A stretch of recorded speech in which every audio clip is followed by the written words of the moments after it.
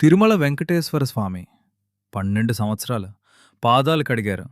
12 సంవత్సరాలు భిక్ష అడిగారు. 12 సంవత్సరాలు ఒకే ఒక్క మాట చెప్పారు. నా భార్య వస్తుంది.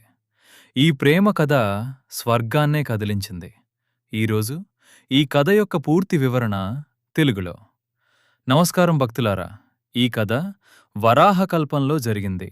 ఆ సమయంలో శ్రీ మహావిష్ణువు, శ్రీదేవి మరియు భూదేవితో వైకుంఠంలో నివసిస్తున్నాడు. ఒకరోజు నారద మహర్షి వైకుంఠానికి వచ్చాడు. అక్కడ ఒక చిన్న అపార్థం జరిగింది. ఆ అపార్థం వల్ల విష్ణువు 12 సంవత్సరాలు మానవ రూపంలో జీవించాల్సి వచ్చింది. నారదుడు శ్రీదేవి భూదేవుల మధ్య అనుకోకుండా విభేదం తెచ్చాడు.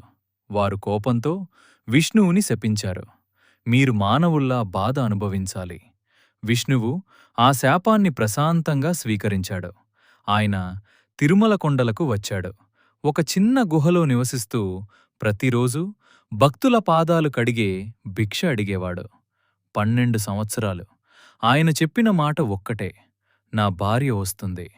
ఆ సమయంలో తిరుచానూరు రాజు కూతురు పద్మావతి ఒకరోజు అడవిలో వేటకు వెళ్ళినప్పుడు ఆ గుహలో వెంకటేశ్వరుని చూసింది.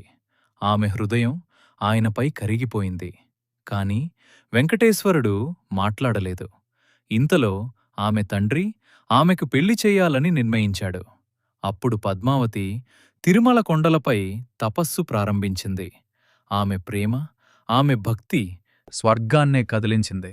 చివరికి శ్రీదేవి మరియు భూదేవి తమ తప్పు తెలుసుకున్నారు. వారు పద్మావతిని తమ అవతారంగా స్వీకరించారు. వెంకటేశ్వరుడు పద్మావతిని వివాహం చేసుకున్నాడు. ఆ వివాహం తిరుమలలో ప్రతి సంవత్సరం బ్రహ్మోత్సవాల్లో జరిగే దివ్యలీల. కాని వెంకటేశ్వరుడు ఇప్పటికీ తిరుమలలోనే భక్తుల కోసం నిలబడి ఉన్నాడు. ఎందుకంటే ఆయన మాటింకా పూర్తి కాలేదు. నా భక్తులు వస్తారు. ఈ కథ కేవలం ఒక పురాణం కాదు. ఇది మీకోసం ఇచ్చిన ఒక వాగ్దానం. వెంకటేశ్వర స్వామి మీకోసమే ఎదురుచూస్తున్నాడు. ఈ వీడియో మీకు నచ్చితే లైక్ చేయండి, షేర్ చేయండి, సబ్స్క్రైబ్ చేయండి. ధన్యవాదాలు. జై శ్రీ వెంకటేశ.